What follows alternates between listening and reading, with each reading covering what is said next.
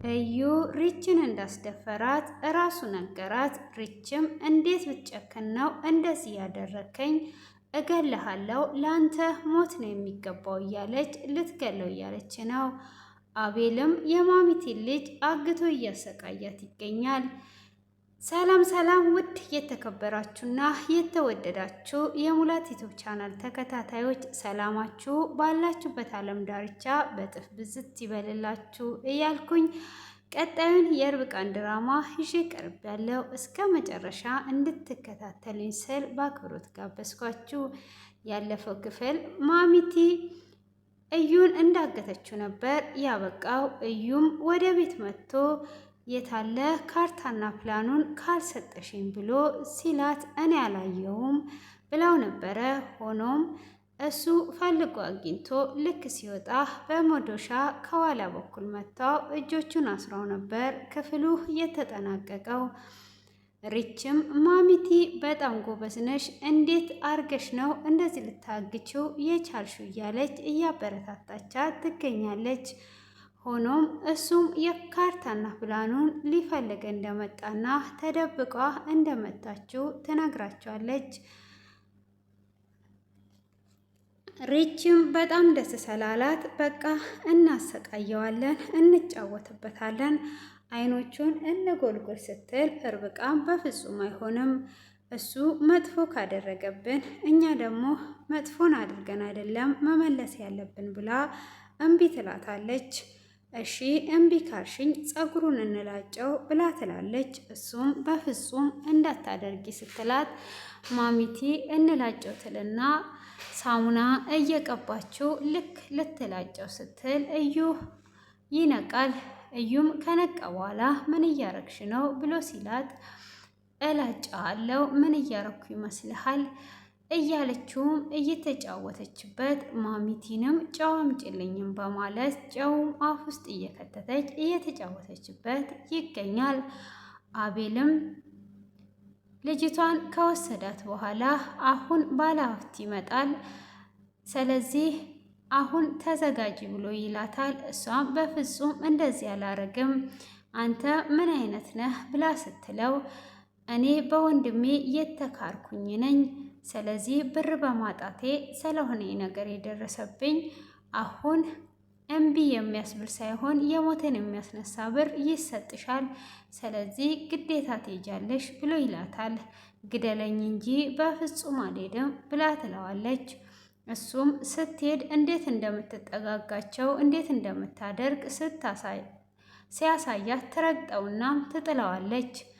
እሱም እንዴት አይነት ጨካኝ ነሽ ብሎ ከተነሳም በኋላ መልሶ እጆቿን ያስርና ምግብም መብላት አለብሽ ብሎ ይላታል። አሁን ሲመጡ አምረሽና ተውበሽ ነው መጠበቅ ያለብሽ እያላት ይገኛል። እዚህ ጋ ሪችም እየበሉ እያለ አቤልን አፎቹን አስሯ እዩን አፎቹን አስሯ እየተጎራረሱ እየሳቁበት ይገኛሉ። በስተመጨረሻም አፉን ከፈታችሁ በኋላ እርቦኛል እባክሽ አጉርሽኝ ብሎ ይለምናታል።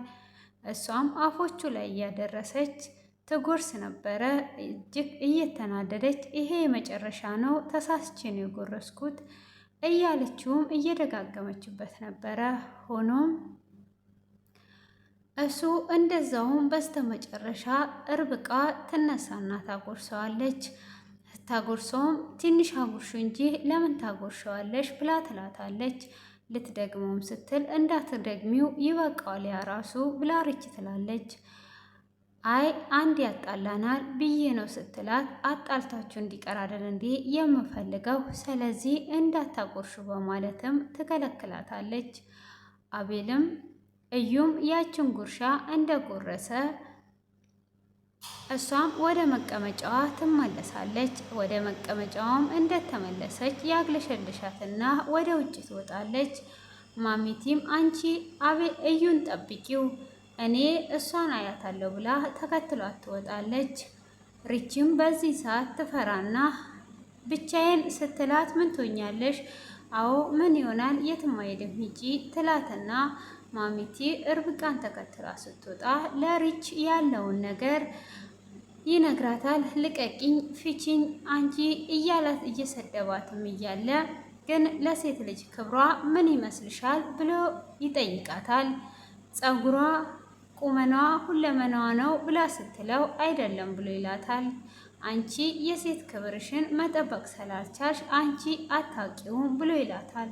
እሷም ምን ማለት ፈልገ ነው ብላ ስትል አንቺ ድንግልናሽን ተደፍረሻል፣ ስለዚህ ክብር የለሽም ማለት ነው በማለት ይናገራታል። እሷም የዛንን ቀን በማስታወስ እጅግ ትናደድና አንተ ነው ወይ ይህንን ያደረግከው በማለት ትጠይቀዋለች።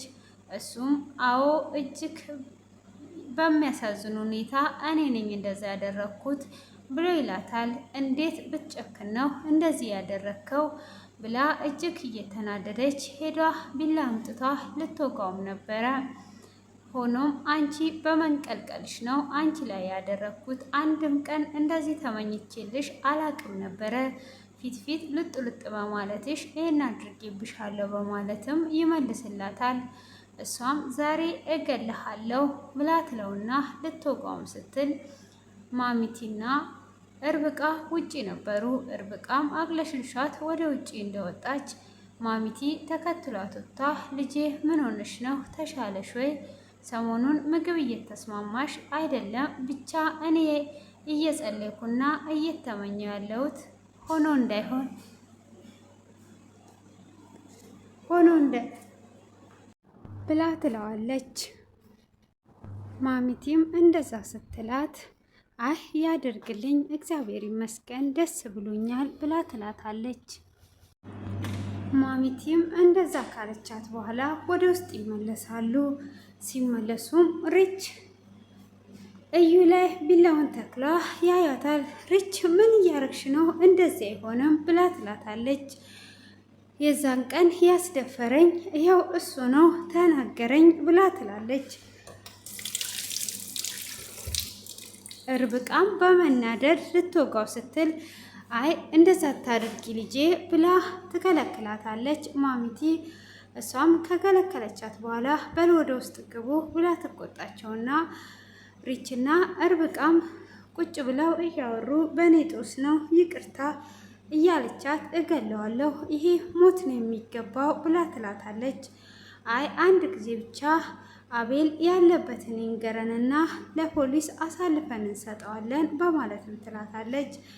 እሷም በፍጹም እንደዛ አይሆንም ይሄንንማ እንገለዋለን በማለት ትናገራለች።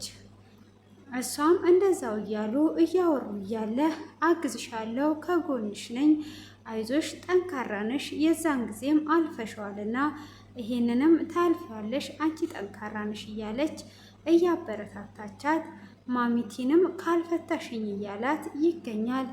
ካልፈታሽኝ ሚስጥርሽን ሁሉ እዘረግፋለሁ፣ እርብቃን ልትመርሺ እንደሆነና ልጅሽን እስካሁን ድረስ እንደደበቅሻቸው ሁሉንም ነገር ሚስጥርሽን ከምናገር በዛ ላይ እኔ እዚህ በቆየው ቁጥር ልጅሽ እየሞተች ነው፣ ብትፈችኝ ይሻልሻል ይላታል። እሷም ልትፈታው እያለች ሆኖም አልፈታችውም።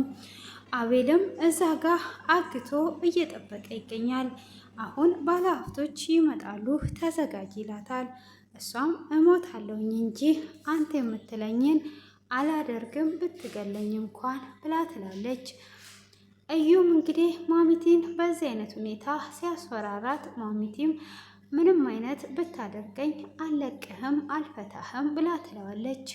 ይሄን ሚስጥርሽን እንዳለ ከምዘረግፈውና ሁሉም ከሚያቅብሽ ልጅሽ ከምትሞት ብትፈችኝ ይሻልሻል ብሎ ይላታል። ማሚቲም ግራ በመጋባት ውስጥ ትገኛለች። ሆኖም አልፈታም እያለች እጆቹ ላይ እያደረሰች እሱም ፍቺኝ እያላት ስልክ ይጠራል። ስልክም እንደጠራ የደወለው አቤል ነበረ። ስልኩን ላውን ላይ አድርጊ ብሎ ይላታል። እሷም ላውን ላይ አድርጓ ስትሰማ ቶሎ እንዲመጣ ይነግረዋል። ይኸው ልጅሽ እየሞተች ነው ልቀቂኝ ይላታል። እንዴ የአቤልን ድምፅ ነው እየሰማሁት አይደል ወይ እያለችም ትገኛለች። እሱም ካልፈታሽኝ ይላታል። እሷም ለመፍታትም ፈቃደኛ ባትሆንም ሆኖም አቤል እንግዲህ እዛ ጋር ተዘጋጅቶ ባለሀብቱ ይመጣል ሲል የመጣውም ግርማ ነበረ።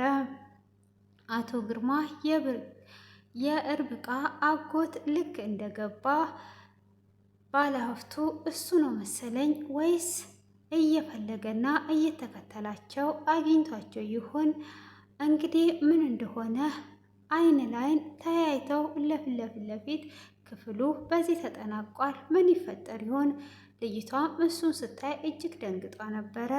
በቀጣይ ክፍል እንገናኛለን። መልካም ቆይታ